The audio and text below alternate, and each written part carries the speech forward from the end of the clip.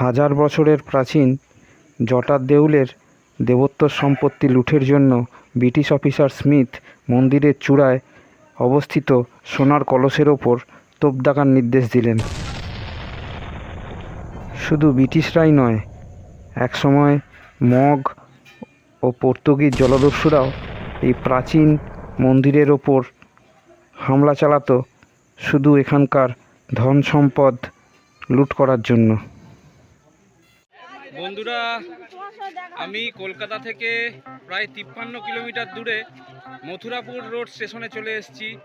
আজকের গল্পটা আমাদের শুরু হবে এখান থেকে। জটার দেউলে আমাদের গন্তব্য। সুন্দরবনের বিখ্যাত জটার দেউল দর্শন করতে গেলে আপনাদের এই মথুরাপুর রোড স্টেশনে নামতে হবে। আমি লক্ষ্মীকান্তপুর লোকাল ট্রেনে চেপে শিয়ালদা থেকে রওনা দিয়েছিলাম। একটু আগে এই স্টেশনে নামলাম। এখান থেকে আমাদের গন্তব্য রায়দিঘি। রায়দিঘি থেকে জটার দেউল নিকটবর্তী স্থানে অবস্থান করে। তো আমাদের এখান থেকে যেতে হবে রায়দিঘিতে। রায়দিঘির খুব কাছেই জটার দেউল স্থানটি অবস্থিত। চলুন তাহলে এখান থেকে আমাদের যাত্রাটা আজকে শুরু হবে। রায়দিঘি এখান থেকে কত ভাড়া? 40 টাকা একজনের, তাই তো? আচ্ছা আচ্ছা আচ্ছা, ঠিক আছে। এখান থেকে কতটা দূর পড়ে রায়দিঘি? মথুরাপুর 22 কিলোমিটার। আচ্ছা, মথুরাপুর রোড স্টেশন থেকে রায়দিঘির দূরত্ব 22 কিলোমিটার। আচ্ছা আচ্ছা, ঠিক আছে। থ্যাংক ইউ দাদা। তোমার নাম? এখানকার রায়দিঘির মথুরাপুর রোড থেকে রায়দিঘি যাওয়া রোডের পরিস্থিতি খুবই খারাপ। আচ্ছা আচ্ছা, তাহলে যারা জটার দেউল এরকম যেসব দর্শনীয় স্থানগুলোতে যাবে, জটার দেউল সহ যে সুন্দরবনের দর্শনীয় স্থানগুলোতে যাবে, আর রায়দিঘিতেও সুন্দরবনের প্রবেশ পথ বলা যায়, তো তাদের তো পর্যটকদের একটু অসুবিধা হবে।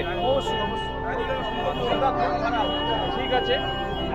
রাস্তার পরিস্থিতি খারাপ, যেখানে আমাদের 3 মিনিট থেকে 3 মিনিট টাইম লাগতো, সেখানে আমাদের 1.5 ঘন্টা টাইম লেগে যাচ্ছে রায়দিঘি পৌঁছতে। এতটা খারাপ ছিল। আচ্ছা, পেশেন্টও আসতে পারছে না, অটোতে অনেকে পেশেন্টও মানে প্যাসেঞ্জার উঠছে না, যে এত ছোটো চাকা এতটা গাড়িটা কীভাবে উঠতে চাইছে না। তারপরে দেখি। ঠিক আছে, ঠিক আছে, ধন্যবাদ। মথুরাপুর থেকে রায়দিঘি যাওয়ার সময় চোখে পড়ল যে সত্যি রাস্তার অবস্থা মাঝে মাঝে খুবই সঙ্গীন। এই সময় শীতকাল নাগাদ এখানে অনেক পর্যটকের সমাগম হয়। তাই পর্যটক এবং স্থানীয় মানুষদের স্বার্থে রাস্তাটা যাতে খুব শিগগির সংস্কার করা হয় বা মেরামত করা হয়, সেটা প্রশাসনের কাছে অনুরোধ রইল। রায়দিঘি পৌঁছে গেছি। এক্ষুনি অটো থেকে নামলাম। এখান থেকে আবার টোটো ধরবো। রায়দিঘি এটা টোটো স্ট্যান্ড। এখান থেকে জটার দেউল আরও প্রায় 5-7 কিলোমিটার দূরে অবস্থান করছে। তো চলুন, এখান থেকে আমরা আবার টোটো করব। টোটো ধরে জটার দেউলে যাব। রহস্যে ঘেরা সুন্দরবন, তার জঙ্গলে যে আদিমতা, তা যেমন গভীর প্রহেলিকায় ভরা, তেমনি সুন্দরবনের মানুষজন, তাদের সমাজ, জীবনযাপন ইতিহাসও কম রহস্যময় নয়। ইতিহাসের প্রসঙ্গই উঠে আসে জটার দেউল নামের এক প্রাচীন সৌধের কথা। দক্ষিণ 24 পরগনায় কঙ্কনদিঘি প্রত্নক্ষেত্রের পূব দিকে রায়দিঘি থানা এলাকায় মণি নদীর মোহনাতে পূর্ব জটা গ্রামে রয়েছে এই প্রাচীন স্থাপত্য। সুন্দরবনের জঙ্গল পরিষ্কার করার সময় 1868 সালে খুঁজে পাওয়া গেছিল এই জটার দেউল। মিনারের আকারের প্রায় 100 ফুট উঁচু এই ইটের তৈরি সৌধটি কীভাবে কখন তৈরি হয়েছিল তা নিয়ে বিতর্ক রয়েছে ইতিহাসবিদ ও প্রত্নতাত্ত্বিকদের মধ্যে। 1875 সালে ডায়মন্ড হারবারের ডেপুটি কমিশনার জানিয়েছিলেন যে জটার দেউলের কাছাকাছি পাওয়া গেছে সংস্কৃত ভাষার একটি তাম্র শাসন, অর্থাৎ তামার পাতে খোদাই করা রাজকীয় নির্দেশনামা। তাম্র শাসনে লেখা ছিল যে ওটি প্রকাশ করেছিলেন রাজা জয়ন্তচন্দ্র বা জয়চন্দ্র 1897 শকাব্দ বা 975 খ্রিস্টাব্দে। তিনি সম্ভবত বিক্রমপুরের চন্দ্রবংশের রাজা ছিলেন।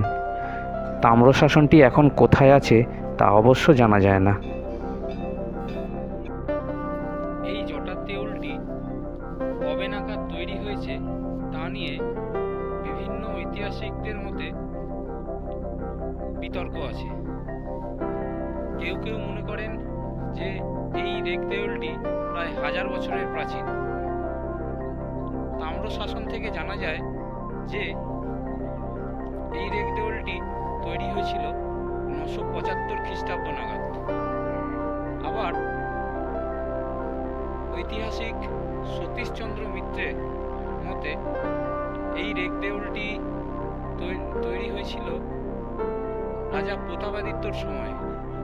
রাজা প্রতাপাদিত্য যখন এই অঞ্চল জয় করেছিলেন, সুন্দরবনের এই বিস্তীর্ণ অঞ্চলে তার শাসন প্রতিষ্ঠা করেছিলেন, তখন থেকে বিজয় স্মারক হিসেবে এই সৌধটি রাজা প্রতাপাদিত্য এই অঞ্চলে স্থাপন করেছিলেন।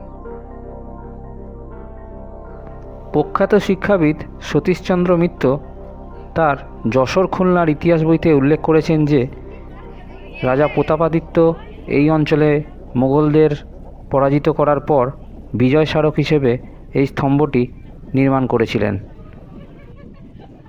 মন্দিরটি কে তৈরি করেছিলেন তা নিয়ে ধোঁয়াশা থাকলেও একটা প্রচলিত মত হলো জটার দেউল মোটামুটি 1000 বছরের প্রাচীন। 2011 সালে ভারতীয় পুরাতত্ত্ব সর্বেক্ষণের তরফে জটার দেউলে শুরু হয় উৎখননের কাজ। একটা বড় ঢিবির ওপর দেউলটি রয়েছে। পূব দিকে মুখ করা চৌকো এই সৌধের একটি মাত্র দরজা। গোটা কাঠামো নিচ থেকে ওপরে সরু হয়ে গেছে। ইটের সিঁড়ি বেয়ে নামতে হয় গর্ভগৃহে।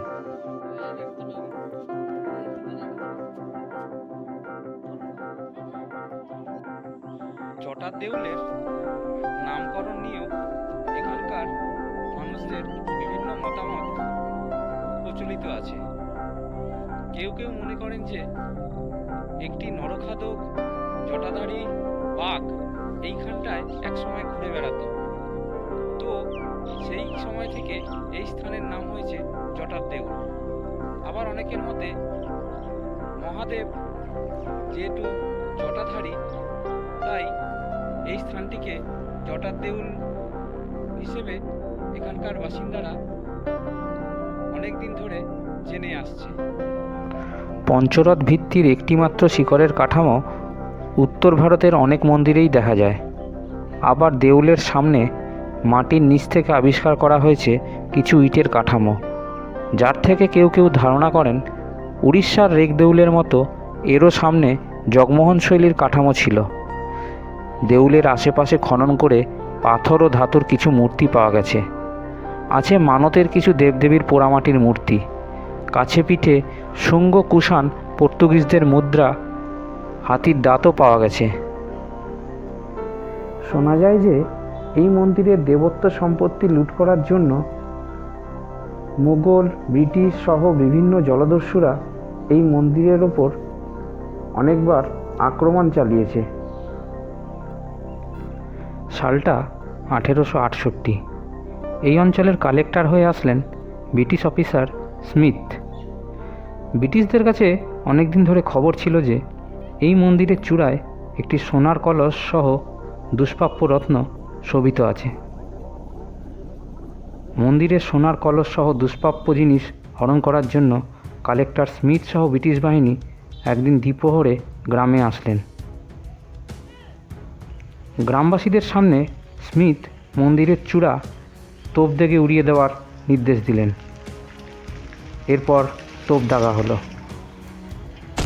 তোপ থেকে মন্দিরের চূড়া গুড়িয়ে দেওয়ার পর সোনার কলস ফেটে চৌচির হয়ে পাশের গ্রামে ঠিকরে পড়ল, এবং যে গ্রামে কলসটি ঠিকরে পড়ল সেই গ্রামের নাম হলো সোনার ঠিকরি। সোনার কলস সহ যে গুপ্তধনের সন্ধান ব্রিটিশরা পেয়েছিল তা কিন্তু তারা উদ্ধার করতে পারেনি। শুধুমাত্র ব্রিটিশরাই নয়, এই মন্দিরের ধন সম্পত্তি লুঠের জন্য মগ ও পর্তুগিজ জলদস্যুরাও এই অঞ্চলে বারবার হামলা চালিয়েছে।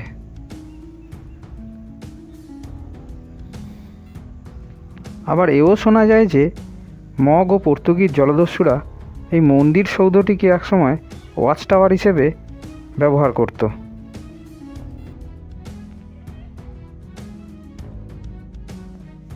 এবার বিদায়ের পালা বন্ধুরা। শীতের বেলায় বেলা ছোট হয়ে এসছে, এখন 5টা বাজে। জটার দেউল খোলা থাকে সন্ধে 5:30 পর্যন্ত, পর্যটকদের জন্য এই স্থান খোলা থাকে, তারপরে বন্ধ হয়ে যায়। তো এবার আমরা আস্তে আস্তে এখান থেকে বিদায় নেব। আবার পরবর্তী পর্বে আপনাদের সাথে আবার দেখা হবে, নতুন কোনো গল্প নিয়ে আপনাদের সামনে হাজির হব।